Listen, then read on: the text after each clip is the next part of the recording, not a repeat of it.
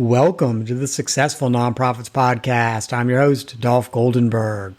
We are graced with two guests on today's podcast. Joan McArthur-Blair and Jeanie Cockell are joining me to talk about appreciative inquiry, a subject that they recently have published a book about. The book is called Building Resilience with Appreciative Inquiry, a leadership journey through hope, despair, and forgiveness. And dear listeners, I hope you will forgive me. I realize that I call it inquiry and then inquiry. So, hey, I can't decide which it is. Now, I will share that when I was discussing this topic with one of my podcast editors, she said, "What in the world is appreciative inquiry?" So, to say the least, appreciative inquiry is a topic we don't talk enough about. And I am sure that Jeanie and Joan are going to really help us understand and expand what we think of as appreciative inquiry. So let's get started. Hey, Joan, Jeanie, welcome to the podcast. Thank you, Dolph. So I am so intrigued by the subtitle of your book. And so let me read it. It is A Leadership Journey Through Hope, Despair, and Forgiveness. And I will share with you that I was especially struck by the concept of forgiveness, especially the concept of forgiveness in the leadership journey. There are so many times that either I have done this or I've worked with somebody in an organization and they are having a really hard time letting go of this bad experience. And consequently, it's kind of shading their ability to be all that they can be as a leader. So if we could maybe start with forgiveness, I'd just love to have that be our launch point. Well, it was a really interesting journey for us as we worked on with resilience around this idea of forgiveness, because we think it is a critical component of being resilient. And it is the hardest piece, I think, of resilience. And you just said it. You just talked about people in workplaces who don't have that ability to let go. Forgiveness is that thing that allows us to evolve into something new, to find our ability to move forward. And because of that, it's such a critical part of resilience. And we write in the book about this idea that it's an act of will. You know, it really is a conscious act of will to forgive. Versus a practice and it is a struggle. We talk to leaders about forgiveness all the time and their experiences, just like you mentioned, in organizations where people struggle with it. It is a difficult thing to decide to do.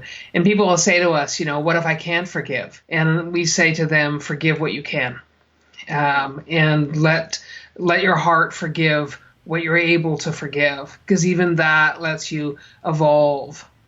And it often doesn't require saying, please forgive me, but it requires inside of you to say, please forgive me, and to say, I forgive you. Again, it can be an actual statement, and more likely it's a state of being. It's an ability to say to oneself, I forgive you, in order for us to continue on that incident or whatever it was that has upset us.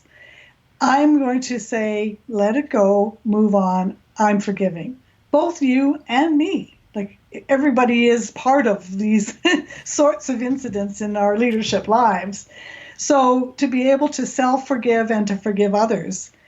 But as Joan says, it's really a difficult, it requires commitment and will to move ahead. And it's about living it. So it's really about that internal feeling. And that's the practice that we call resilience, which is to continue to do that practice where inside of you, sometimes you slip and say, ooh, and you're still angry. And then you say, wait a minute now. I said I'm going to forgive. I'm going to move on. I'm going to let this go. Even though that other thing is not changed, but I'm changed. So I can see this differently. And it's the practice of seeing it differently that allows that forgiveness to carry on and be part of a huge piece of the resilience, the ability to be resilient, because that resilient is about carrying on no matter what happens. And so this is where I'm such a task-oriented person. So I think so often we all would agree that forgiveness is good, and we all would agree that, yeah, it's in our own best interest to forgive people if we feel like we've been wronged. But how does somebody actually do that? Like, how do they actually forgive and let go? I think that, we write about this idea that forgiveness is not absolution. It recognizes what has happened. And I think that that's the first thing that's useful sometimes to people.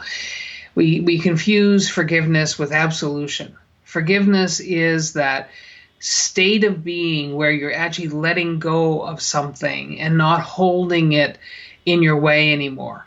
And so I think that's the place to begin. What is it you can do that allows you to let go of something? So for some people, that might be very overt. For other people, that might be just beginning every morning to forgive again something that has happened. Because sometimes major things happen in leaders' lives, and it takes a while. So to begin to define for yourself what forgiveness is, I think the second kind of tactical thing about forgiveness, and Jeanie mentioned this in what she just said, it doesn't have to involve other people. And I think this is one of the things that people find complicated, this idea that I have to go to somebody and tell them I forgive them, or go to someone and ask their forgiveness. Forgiveness does not have to involve another person. And so that's the second thing. It makes it a little bit easier if you begin to work on yourself as a leader, rather than suddenly engaging this huge audience or even another audience of one. And sometimes it's just a matter of saying, let's have a conversation. And actually surfacing what we call sometimes the elephant in the room, because it's not a good idea to hold it in either. It's sometimes a great idea to engage with others in terms of your own feelings and how behaviors impacted you and so on. And just have those, own that, right? Each person in the conversation. Because if you get into blaming, you could say something like, when you did this, I felt this. So you can own it just to describe it. They're very descriptive. So there's lots of techniques around, communication well with others to do as well. But I would agree, I think we're both agreeing that most of it comes from the self, a practice of self and looking at the world and other people in a certain forgiving kind of way. And it's not a conversation. We talk to leaders about this, those that we work with and those we interviewed. And many said it's the most important thing there is to do, and do it as quickly and ask for it as quickly when you know it's time for you to ask for it. So it's not a conversation that's in the usual public domain. I mean, we don't sort of sit around and talk about forgiveness. And the same thing with despair when we move to that. So it's kind of like we have created a space in the work we do in this book and the workshop and the reflective questions and various pieces that people can use, because we're practical, like you, Dolph, we're practical as well, that people can actually use and practice with, because it is a practice. It's not something that comes easily. I'm so glad that you both have kind of said it's not like you have to go to that person and say, hey, I've worked on this and I've forgiven you, because I think in so many cases that person's no longer in our lives. So like if they were a team member, they're now a former team member. And so it's just awkward to go back to someone who you've not talked to in 18 months and say, oh, I forgive you now.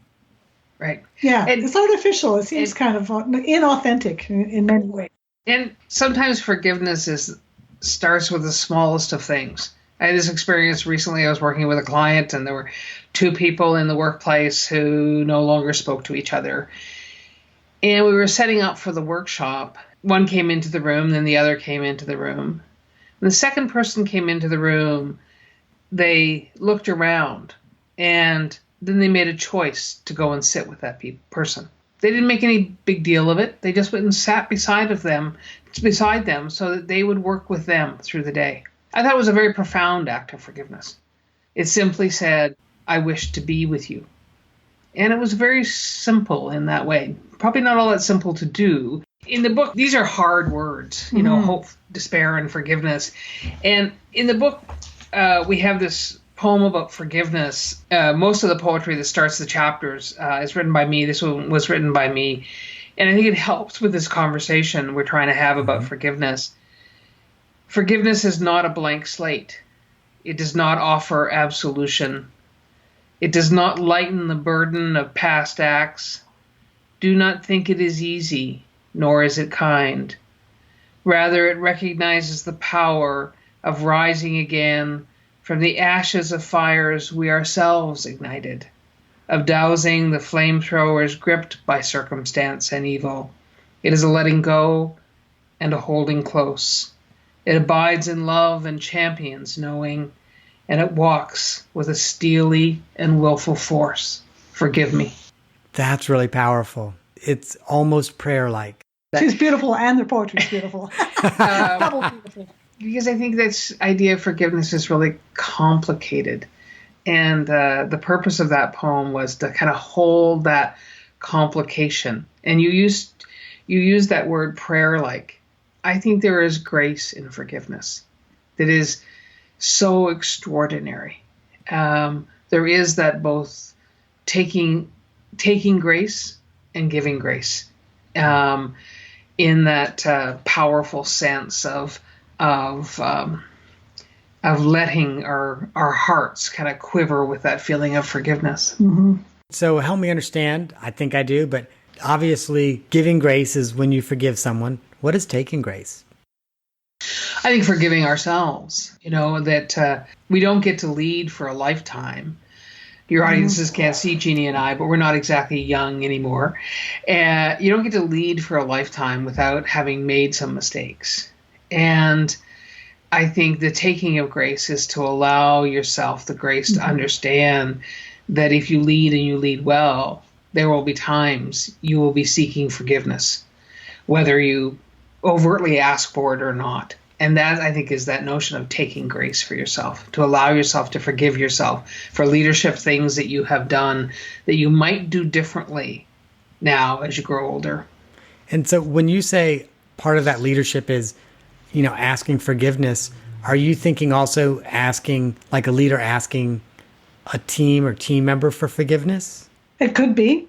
One of the things I wanted to say, though, is that the link in our book that's really key is the appreciative inquiry. And sometimes forgiveness happens through a process. We come in with, teams who clearly have described their environment as toxic. Well, there's an awful lot of forgiveness that needs to go on in that environment. So it may be something where leaders actually bring it forward. But by simply, and this is how we got into the notion of resilience, right, is that as we were doing appreciative inquiry for strategic planning or team building or all sorts of different purposes for appreciative inquiry, which is basically inquire into what's already working. Mm-hmm. What are your strengths? How can you build on what's working in this team or in this organization or in yourself as a person? And how can you build on that? So applied to forgiveness, as we've been describing here, it could be really focusing on forgiving yourself first and appreciating in that moment, maybe you wouldn't do that again, but let's look at the strengths that happened during that experience. What strengths are you bringing? And as we work with teams that have described themselves as toxic and they really want to be a highly effective team, appreciative inquiry starts with, well, what is it you want to be? So you start with that topic, affirmative topic, being a highly effective team, and then you start to ask questions to each other, usually in pairs, telling stories of when this team has been highly effective already, no matter how small. And as people start sharing those stories, they start to see each other as sharing some common values and hopes and experiences that are actually wonderful, because we tend to dwell on the bad stuff. So this experience of an appreciative inquiry shifts people to focus on what they're already doing well. And then together they form small groups to imagine further and create images and visions of the future, and then they design the ways to get there. And a lot of that then, of course, is about forgiveness, not maybe using those words, but because they've come together, as Joan described, that one person came and sat with the other person. Well, appreciative inquiry is very much pairs or small groups and large team talking to one another. So it's people all connecting, sharing their own wisdom and their own ideas. So, of course, they're forgiving, even just engaging together in that way to really build themselves as a highly effective team. So really from a strengths-based perspective. Yes. We said we were going to go from forgiveness to hope, and on the way, I think there's a stop at despair. Hopefully just to stop. Hopefully you don't stay there, right?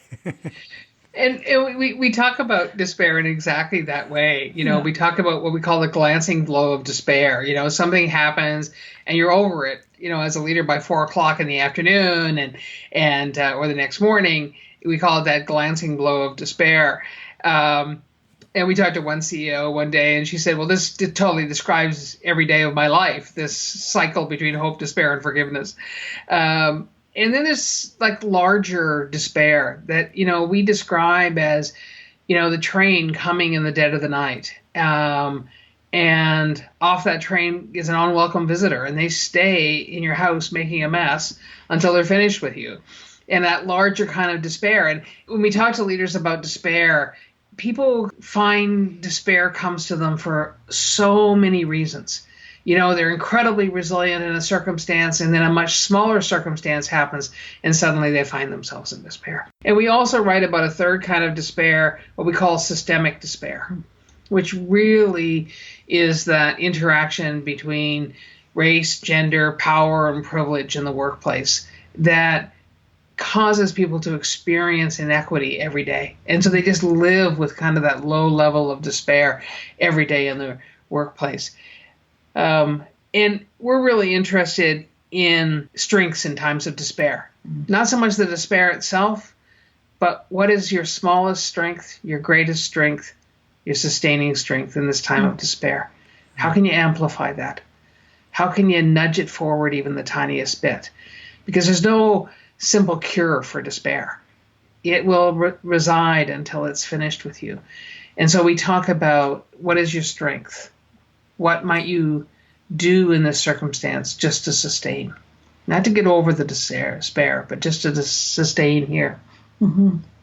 And one of the things we do with this is our book on resilience, and hope, despair, and forgiveness is really about the fact that there's no 12 steps we can tell you how to do this, 1, 2, 3, 4, or 5 steps or 3 steps or anything, because everyone approaches resilience in a different way. Everybody, as we're talking about despair, some people seem to just fly through it and others get stuck. So there's different ways that by having conversations around it, and that's again what our leaders that we talked to found, that nowhere do you talk as a leader about despair, because that means you're not a strong leader if you have any sense of despair. So that it's another conversation that we're trying to raise through reflective questions, that people can talk about it to one another in a kind of safe way.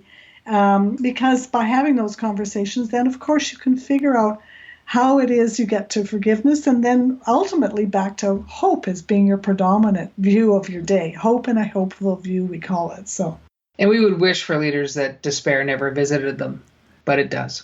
It visits our life, and it just is. For all of us, it does, yeah.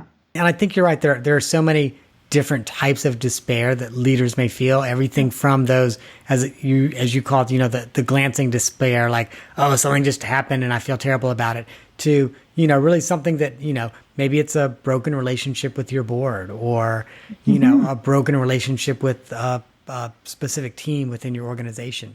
And, one leader we talked to, she said, if your book does nothing else, it brings despair out into the open. Mm-hmm. This ability to actually say as a leader, I'm actually not okay at this moment in time in my leadership work. And it doesn't mean that my leadership work is not worthy or diminished, or that I'm not leading the organization. It simply means that I'm carrying this rock with me every day when I do that. And so that has been really interesting for us as we've worked with leaders around despair, is this kind of opening the doors to being able to talk about despair in different kinds of ways. Mm-hmm. We have this experience where leaders come up to us when we're doing presentations and say, I need to talk to you about despair. And so it just gives them a place to begin to have a conversation that really leaders weren't allowed to have before.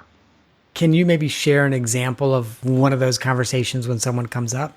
Many of them are things we've already kind of touched on.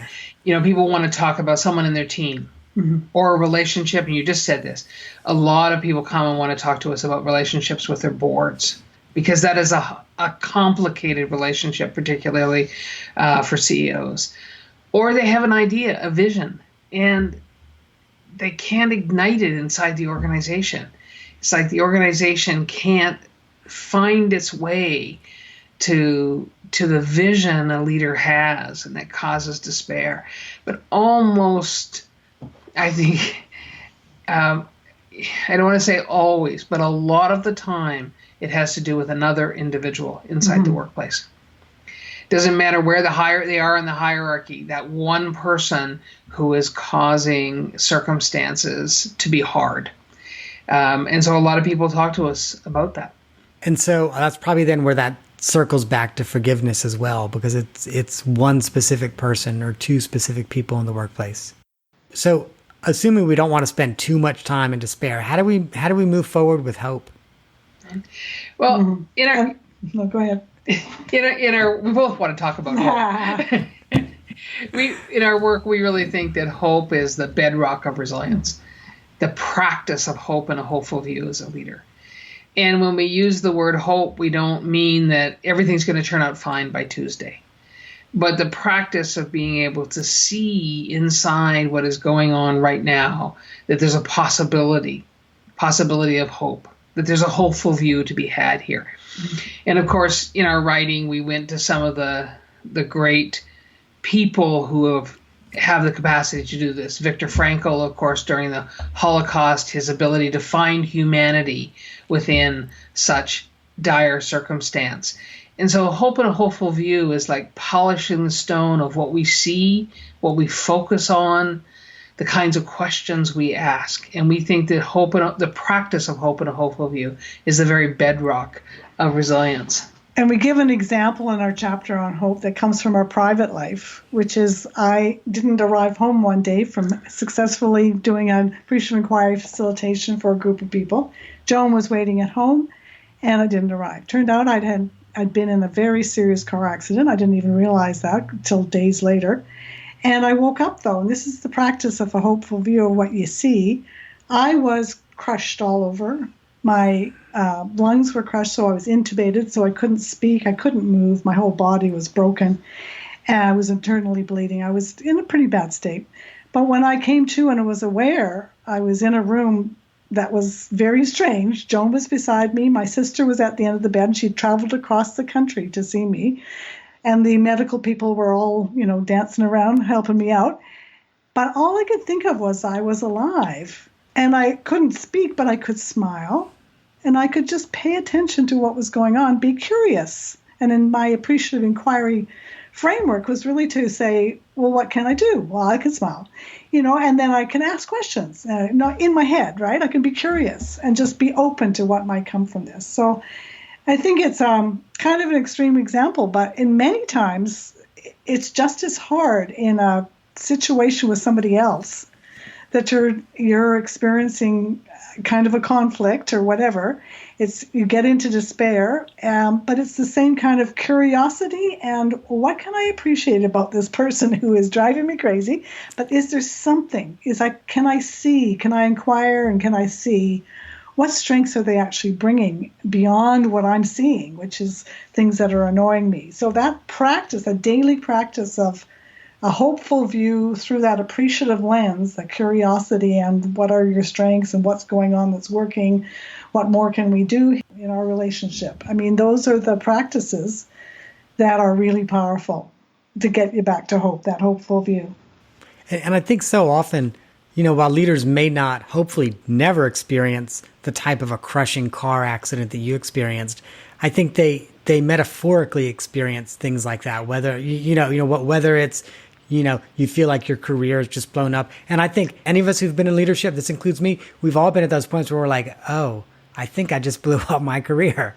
Yes, very much so. I think we all have had those experiences. Exactly. But, so metaphorically, I think we all kind of have these really tragic accidents in our life. And they stay with us longer, I think, those ones. And so it's this intersection between these three things. We represent them as kind of three intersecting circles because we experience them together. Often our greatest stories of hope come from a despairing experience, like Jeannie's car accident. often our greatest acts of forgiveness are born out of our hope and a hopeful view, the ability to see some little possibility, to be curious. What will happen if I change how I am with another person? And so this notion that Jeanie just talked about, this idea of being curious, I think is so important to resilience. What do I see? What am I focusing on? What questions am I asking myself? What questions am I asking of other people? Is fundamental to resilience. And we use the notion of, as many appreciative inquiry practitioners do, use the notion of generative questions. So not questions that are going to kind of lead to just an end answer or a yes, no, or an open-ended and looking for those possibilities, right? Helping people to see into the future or see the best of what might be, even though when you first ask it, they may not be seeing anything. So the use of generative questions, I think, is really, really an important part of moving through that state of despair and into hope. And I will say that Rob Acton, when he was on the podcast a year and a half, 2 years ago, talked a good little bit about generative questions and ways that he used it with his board and very effectively. Yes. And he gave some generative questions examples. Do you maybe have some good examples of generative questions that help with the AI process? Well, I was going to say one of the things is when somebody comes and says, I'm so frustrated by being in that department meeting. I don't ever want to go to department meetings. So you might ask, well, tell me a little bit more about what really worked for you in that meeting. And so then just shifting that way of thinking of it. So, tell me a little bit more about that. That's a generative question. It doesn't have a question mark at the end, but it still elicits some. I'm going to put my cynic hat on. What happens when the answer is nothing? I hated everything about the meeting. Nothing. The end of the meeting. That's the only good part. And then something like, what would you like to have happened? And then start to go into the future with that. So in the next meeting, what could you do and what could you contribute to making this a different kind of meeting? Again, another generative question. And you had one too, Joan. Yeah, I wanted to give it a specific example. I had an opportunity to work with another leader for a while, and there was a fairly major crisis inside the organization. And so we had crisis meetings every morning at 7 a.m. And she would start those crisis meetings by asking a powerful generative question. She would say, what have we done well to manage this crisis since yesterday? And all that did was open people's minds to be creative and to begin to move toward possibility. And so it's such a simple example of a generative question. And it was easy to use. It's not like you have to practice something big to use a generative question. Yeah. And a simple question to start a meeting off is, what are we grateful for today? Let's just go around, and it just shifts the energy of people into the room in terms of gratitude and appreciation before then you get into the more tough, figuring out the problems that you have to solve together. So, right. But your mind, all the research in positive psychology and neuroscience are telling us that our minds work way better when we feel positive and we experience more positive emotions than negative ones. And that helps us to think more broadly. And that's what we need in our leadership moments. I don't know why I suddenly remembered this, but I did. My father, the last 15 years of his life, was just remarkably sick. He had a series of heart attacks. He survived cancer a couple of times. He was no longer able to work. He essentially retired, was forced to retire when he did not want to. And it was a really difficult experience for him. And I was an adult at this point. And he one day I found out that he kept a little notebook that he carried with him, and he called it his good thoughts notebook.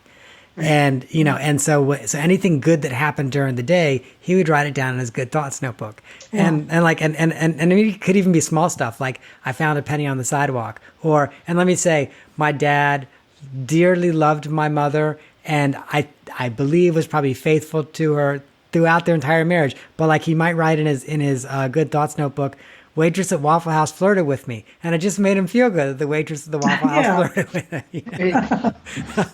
But like that book was such a powerful source of strength for him when he was like, I'm not feeling it today. I can't do this today. That's a really good story. What an amazing story of the practice of resilience. Because I choose to see the penny on the sidewalk as value. I choose to see this interaction with another human being as both funny and wonderful. We can't predict. In Jeanie's story, she was very damaged in the car accident. We couldn't predict, actually, if she was going to live or die for a while. And yet she found hope in simply being alive. And I found hope in the fact that she had hope in being alive. And so it is a wonderful story about your dad and his good thoughts diary. I love it. Yeah. And how he came up with it or who suggested it, I do not know, but it was a game changer for him. It really was. It was a total game changer. So, Joan, I think you have a poem as well for hope. And your poem for forgiveness was so beautiful that I got to ask you to read the one for hope. In the same way, in some ways, this defines kind of how we write about hope in the book. My beautiful friend, Hope, you point me toward the sun, you shelter me in the rain, you trumpet my successes and hold me in my sorrow, ever whispering, rise up, rise up. I just adore that. That's powerful and amazing. In writing about despair, and when we work with leaders about despair, we ask this question of them. Do you know who in the workplace will put down their hand and help you rise up? Do you know how to reach down your hand and help someone else to rise up? And we ask that question, not because a response will be, oh yeah, Harry would do that for me, but to think about the ways we are as human beings. How is it we could help someone else rise up in the workplace? Because for a lot of employees, they were good employees last month, but this month they seem to be in trouble. And often that is happening because they're in despair. It's not happening because they're willfully being a bad employee. It's happening because they're bringing this, sack of rocks with them every day when they come to work. And the endurance it takes just to carry that is enormous. And so to have people around them who can simply say to them, you're having a tough time, I'll carry your load with you, is extraordinary. That is probably a great place for us to jump off, in part because I think it will make most of our listeners realize they need to figure out how to buy your book. What I'd like to do is move forward to the off-the-map question. So to move from hope to the off-the-map question. So, what I love about the off-the-map question is it allows people that are listening to get to know you as individuals. Although I feel like folks have had a great opportunity to do that today because you've shared so much about your own journeys in this world. But in your bios, you mentioned that you are both ocean swimmers. And so let me also own, I don't even know how to swim. So I'd love to know, what are your most memorable ocean swims and why? Greece. Joan was president of the college. The fundraising guy said, he's a swim coach. He said, let's do a fundraising swim. We were in Nova Scotia in Greece. And so we'd like the president to be part of that team. And then she convinced me to be part of the team, and there was 12 of us. And we went to Greece. We had to fundraise. We had to get support. And we made lots of money, actually, fundraising. People were so agog that we'd swim island to island in Greece over 5 days. And so it was pretty memorable because the weather turned out to be very choppy. It was beautiful, but very windy. So ferries were not even getting across from island to island. So we only did one island crossing out of the 5 crossings because those others weren't allowed. But we did the swim across the shore. One memorable moment for me was when Joan got so tossed in the ocean near the shore. Thank goodness she was coming back. Her goggles got lost. They flipped off. So. I think a powerful, memorable moment for me swimming in the ocean, many moments are this moment, is there's a moment when you're far enough from shore that it's not going to be just simple getting back. You're not going to just stand up and walk out of the ocean.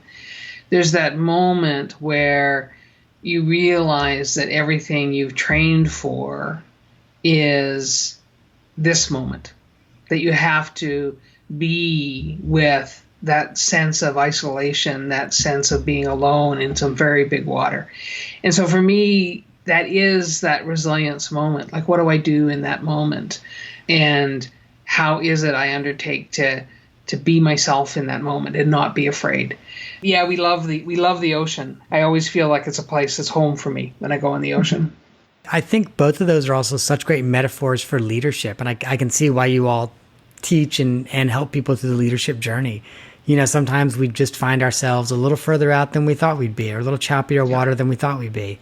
And how do we make it both memorable and joyous to make our way back? And keep the vision of the shore. The shore yes. is there. Keep looking at it. Yeah. Well, so I have to say, the off-the-map question was not so off the map, really. Oh, okay. No, it was a hopeful view. I love it. Well, Jeanie, Joan, thank you so much. It has just been wonderful. We're recording this on a Friday afternoon, and it's been wonderful spending some time with you on a Friday. And I am so appreciative that you have been with us today. Thank you. Thank you, Dolph. Yeah, thank you, Dolph. It's been a great way to launch into the weekend. And every time I get a chance to talk to people about resilience, I come away thinking new thoughts. So I want to say thank you to you for that. It's been great spending some time with you. Well, thank you. And before I let you go, I have to make sure our listeners know how they can connect with you. So you can connect with Jeanie and Joan at CockellMcArthur-Blair.com. That dash is a hyphen. So let me say it again, CockellMcArthur-Blair.com. The website is for their consulting firm, and when you go there, here's the reason you should go. You can download the first section of their new book. So if you are like me and you prefer to read in paper and you don't want to order the Kindle, well, go ahead and order it from Amazon, read the first section. By the time it arrives tomorrow, you'll be ready to read section 2 in paper. So you can buy Building Resilience with Appreciative Inquiry at your favorite bookseller, on Amazon as well, or from Barrett Kohler Publishers, which is also online. And we'll include links of that in our show notes. The final thing that I want folks to be aware of is that their book won a silver award at the Nautilus Awards. And if you want to go and check that out, it's nautilusbookawards.com. And while you're there, you can get other great titles in the area of human potential and growth as human beings. So if you're interested in learning more when you're done with this book, Nautilus Book Awards is a great place to go. Hey, Joan, Jeanie, thank you so much for being with us today. Thank you. Thank you, Dolph. So if you're developing a list of those things that are truly working in your organization, just keep the ideas flowing. Don't stop to write down the information from today's show because it's all there for you at successfulnonprofits.com. Now, one of the things that makes my own life so meaningful is the opportunity to connect with people and nonprofits all over the U.S., each of which is advancing a cause that helps lift us all up. I will share with listeners that right now, and I'm always like, I'm explaining, not complaining. Right now, I am super busy. I've got an interim executive director engagement that's going on out west. I'm helping a national organization with a strategic plan and doing some coaching and some other things.